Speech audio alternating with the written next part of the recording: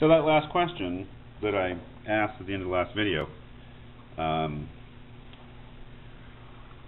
what is required to have faith? I hate to even, it's silly to even ask those sort of questions, because how could we give them definitive answers? And even how could we ask someone as great a philosopher as Kierkegaard to give us a definitive answer? Could he, if he can only give us suggestions, in my mind, that would be something great. That is, no definitive answers to a question as profound and large as what is faith, but maybe some suggestions to that effect. So here I think such a suggestion is the tale that he tells, page 115, 116, 117. And this section really has to do with what he calls the possibility of offense. For many years I misread this section, I think. Maybe I'm misreading Kierkegaard now, but I just think I'm misreading him a little bit less than I used to, probably. But what does it mean? What does he mean by offense? He means being offended, and not offending against God, but ourselves being offended. That is, the self takes offense, in a way, is offended. By God, yes, and by what God does. So when you read offense here in these sections, it's not, as I think the basis of my misreading was that I was connecting it with his definition of sin as disobedience, offending against God. But that's not what he means, I don't think. A closer reading shows that we take offense at God, at God's presence. And he tells a story that I think explains that. And that's on page 116, the second paragraph. He says, "If I were to imagine a poor day laborer and the mightiest emperor who ever lived, and this mightiest emperor took it into his head to send for the day laborer, who never had dreamed, and neither had it entered into his heart that the emperor knew of his existence, and who would therefore count himself indescribably happy just to be allowed to see the emperor, something he could recount to his children and grandchildren as the most important event in his life, if the emperor were to send for him and tell him that he wanted to have him as his son-in-law, what then?" So imagine you're the most humble peasant in the land, and the emperor sends for you and says that he wants you to marry his daughter. What then? Then, humanly, the day laborer would be somewhat or very much at a loss, shamefaced and embarrassed. Humanly, it would strike him, and this is the human aspect, as something exceedingly odd, something insane, about which he, least of all, would dare say anything to any other person, since in his own mind he himself was already inclined to the explanation that the emperor wanted to make a fool of him, and that would be a quite natural response from the humble peasant. So you get a note from the emperor, "I want you to marry my daughter." You wouldn't have mentioned anybody because you'd be embarrassed. "Oh, he's making a fool of me. This couldn't be true," right? Something his neighbors near and far would very soon be much occupied with, so that the day laborer would be a laughingstock for the whole city, with his picture in the paper, the story of his betrothal to the emperor's daughter sold by the ballad wives. He'd be made a fool of, made a joke of. Yet, being the emperor's son-in-law, that could well soon be a public fact. That is, if it were true, and if he actually did marry the emperor's daughter, that would become a public fact. So that the day laborer would have the evidence of his own senses to confirm whether the emperor was serious, or whether he wanted merely to make fun of the poor fellow, make him unhappy for the rest of his life, and help him on the way to a madhouse. For here we have the quid nimis, whatever that means. Thank God we have a translation, excess. This is an excess, which can so infinitely easily turn to its opposite. Just a small kindness, that would make sense to the day laborer. That would be understood in the market town. That is, if it was just the emperor tossing the day laborer a coin, everyone would understand that.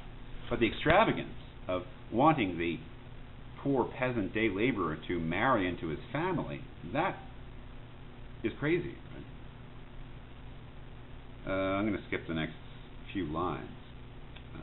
If you go down, he says, but this, becoming a son-in-law, that was too much. Too much. That's excessive. That's too much. And suppose now that it was not a question of public fact, but a private one. So imagine that you couldn't actually show somebody a paper. Yes, I'm really married to the emperor. Yes, I have my picture taken with him. Not married to the emperor, into the emperor's family. That would be another story. Imagine this is not a public fact, but a private one, so that its facticity could not help the day laborer, to be sure, but faith was the only facticity. And everything therefore entrusted to faith. A question of whether he had humble courage enough to dare to believe it.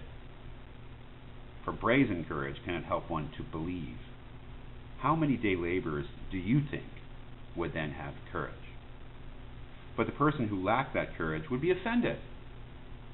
For him, the extraordinary would sound almost as though it were a mockery of him. He might perhaps honestly and openly admit, this sort of thing is too exalted for me. I can't make sense of it. To put it bluntly, it strikes me as foolishness.